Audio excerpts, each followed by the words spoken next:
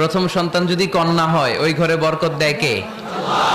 কিন্তু আমরা অনেকে কন্যা হলে খুশি হতে চাই না, আছে না নাই? এগুলো জাহেলদের স্বভাব, জাহিলিয়াতের অভ্যেস। ছেলে হইলে অনেক খুশি, এলাকার সবাই মিষ্টি খাওয়ায়।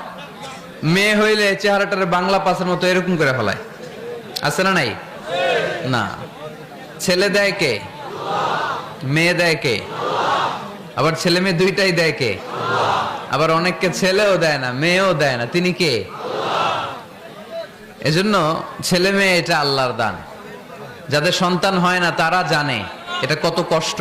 অনেকে আমাকে পার্সোনালি বলে, দোয়া চায় হুজুর, 15 বছর বিয়ে করেছি, সন্তান হয় না, দোয়া করবেন। দোয়া করি এদের জন্য, এদের অন্তরে অনেক জ্বালা। একটা মেয়ের জীবনের সবচেয়ে বড় পাওয়া, সে মা ডাক শুনবে।